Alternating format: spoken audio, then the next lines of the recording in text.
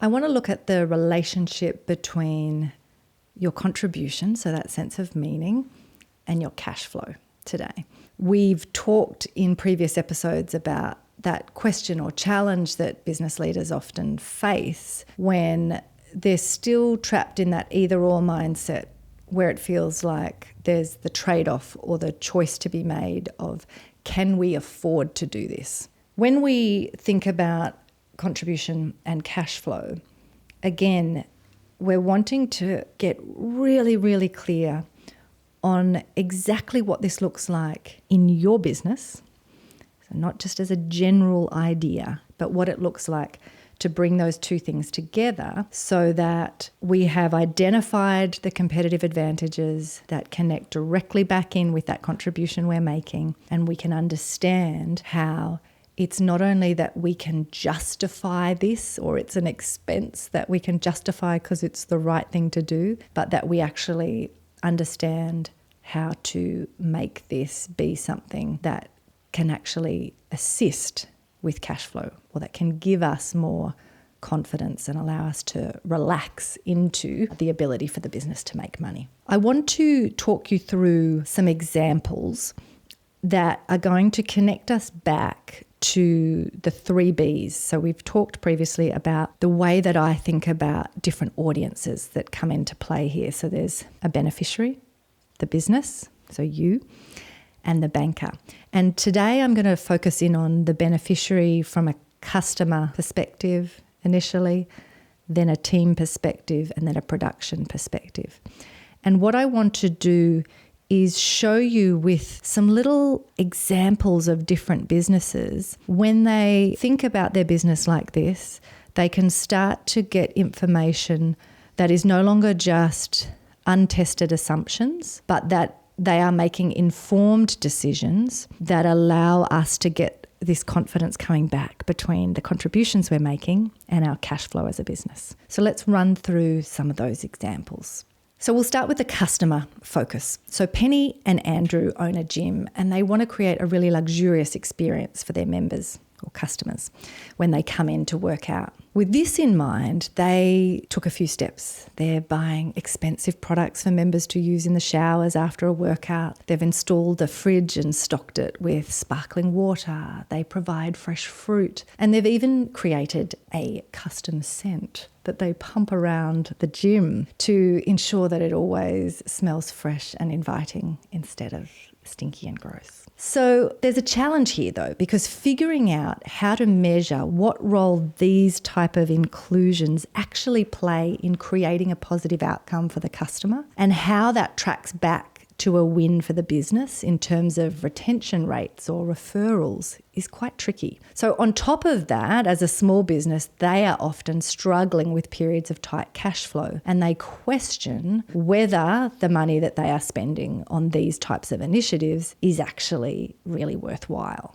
So if Penny and Andrew were to take this 3 Bs approach that I've been talking to you about and ask their members if they wanted a luxurious experience when attending the gym, and then used the examples above of beautiful products in the showers, sparkling water, and so on, to drill into the specifics of what actually makes the experience luxurious, they would then be better equipped to both refine their approach, and so if it was broadly speaking on track but needed adjustments to really nail it, then they could do that.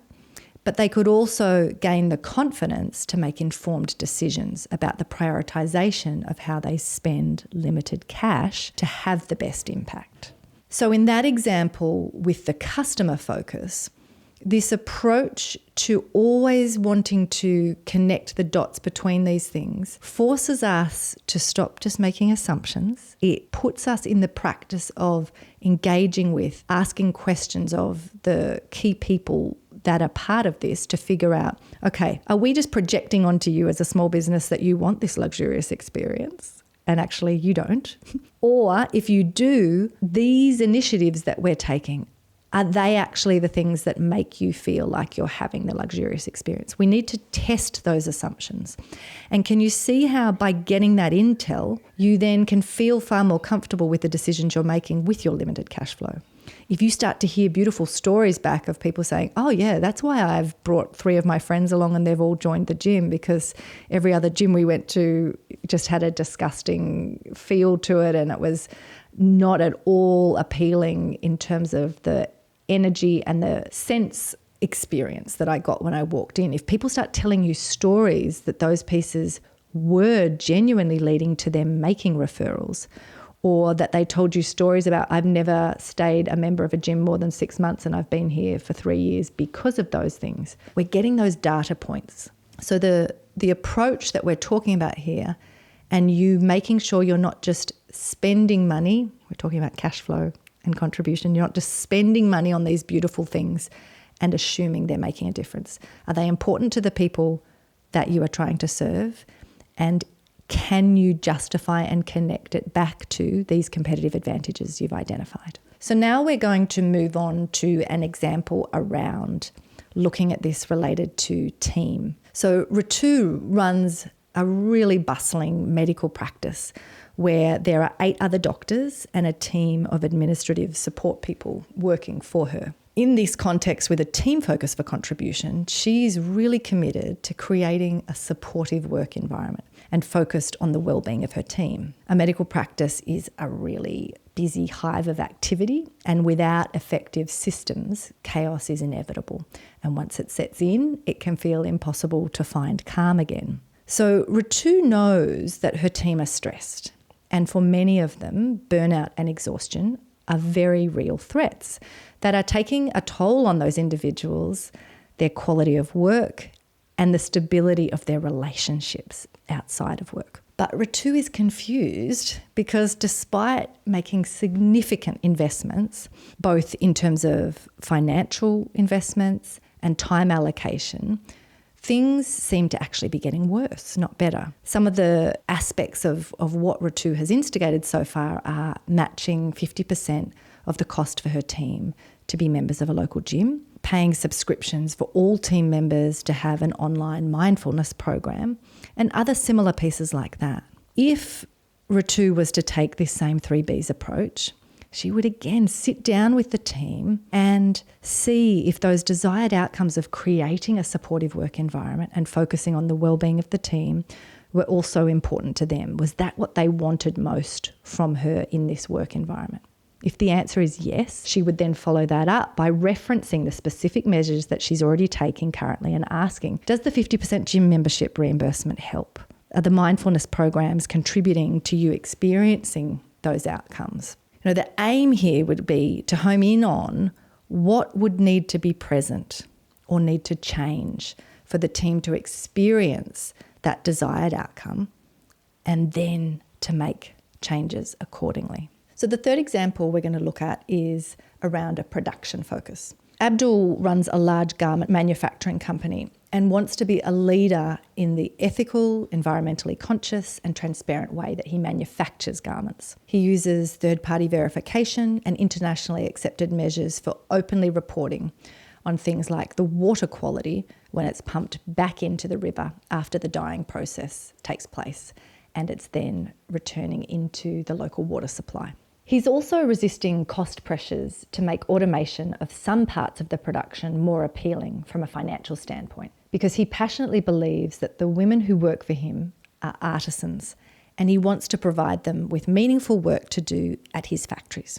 As others around him modernise and automate, he feels torn about what to do and how to make an aligned decision. If Abdul was to take the 3Bs approach and ask the women that are working in his factories if the fine handcrafted components of their work and being positioned as artisans is what they value, what he may find is that they are, in fact, more than happy to work in a factory that has automation and a massively increased production rate, as long as he maintains the safe working conditions, fair pay, and medical cover that he has currently for their families. Can you see how with these examples, when we assume, when we project our preferences or values onto others, and we don't actually ask the beneficiary of that contribution, we don't ask them directly, then everything else can end up becoming a disservice in the process.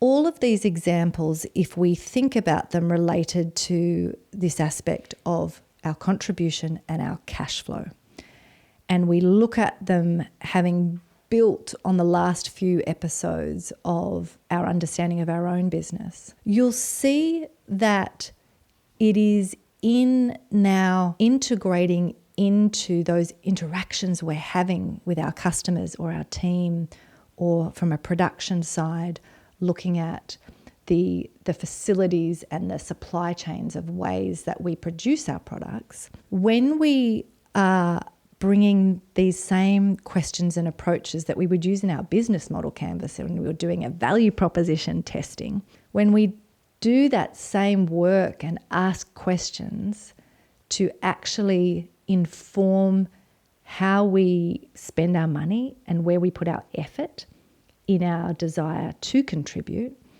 we can actually once again create a much more self-reinforcing loop here, where we're not just blindly taking steps, making contributions and hoping that it will make a difference in the world.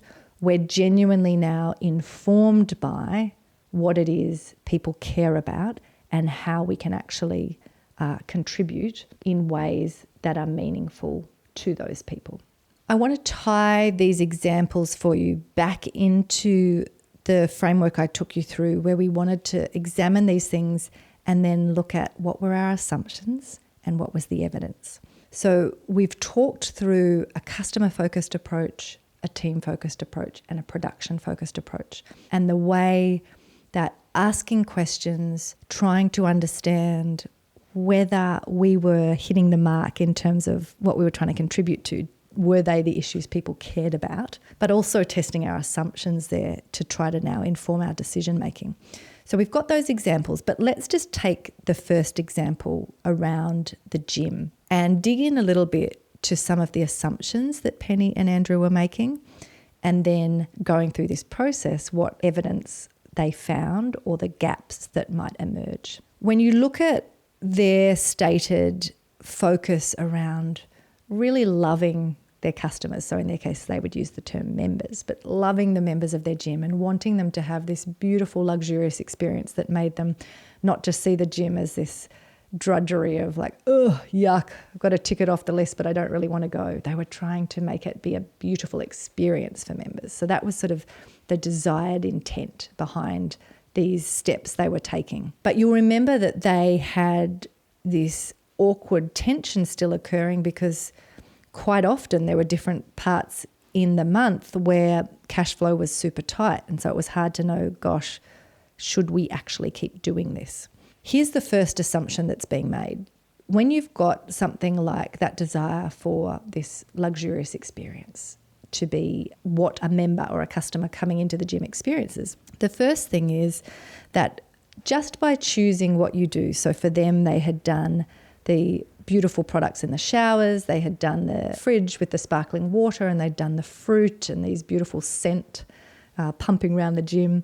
They were kind of the steps they took. So there's an assumption right up front around customers wanting it to be luxurious. So, you know, we're jumping from a gym being grotty and a must have, like something you have to do but don't enjoy, all the way to luxurious, right? So we've made a big leap there. So there's an assumption that that's actually what their members want. And then there's an assumption around what that would look like. So the choices of where they're spending money and putting effort to try to achieve that luxurious outcome for their members. When they go through that process that we've talked through of asking the questions and saying to people, you know, is this actually playing out?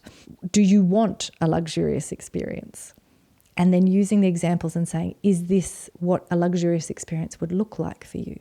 What it does in terms of going back to some of the things we've talked about in previous episodes of identifying where you can now get evidence that backs up whether something works or not, or shows you a gap in that evidence. In the first assumption around whether you even want a luxurious experience, in the feedback, you will very quickly identify if that's actually appealing to people. The language they use, where the conversation goes, will be that gauge. And so For each of you where some of this is already in place, you might be in the position that Penny and Andrew are in, where you're now trying to reverse engineer things. You're now trying to check in and test and make some changes based on what you hear today. That's fine if it's already in motion. Use this approach to now try to get the intel and refine on the back of that.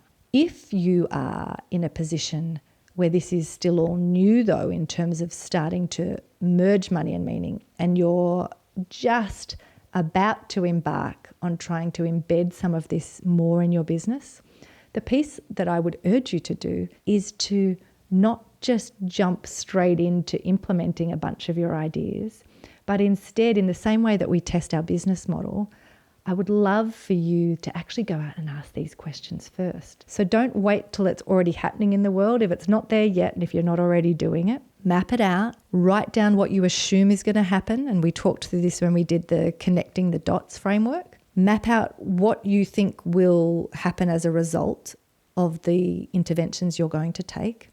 And then identify, where am I making assumptions? What evidence do I have to back that up? And go and talk to people. There's a beautiful saying, I think it was Steve Blank who said, there's no evidence in the room when you're doing customer-based things or building a business. Get out of the damn room, like go and talk to people. So here's your chance to either go and talk to people and reverse engineer it, or if you haven't built it yet, talk to them first and really make sure that there is a meeting of what it is you're planning to do with what is actually wanted on the other side from that beneficiary or customer group that you're trying to help. And then find where there is evidence or where there's gaps, figure out how you can actually test those assumptions and build out the evidence you need. Because in any of these examples, whether it is a customer focus, a team focus, or a production focus, you will absolutely, through doing this thought experiment, you will be able to see the power of actually merging these things. By stopping having them as these siloed, disconnected pieces, you're going to be able to bring them back together and have them get to a place where that contribution and cash flow aspects are no longer at odds with each other, but where there's beautiful insight gained from contribution and a very clear relationship between that contribution and your cash flow.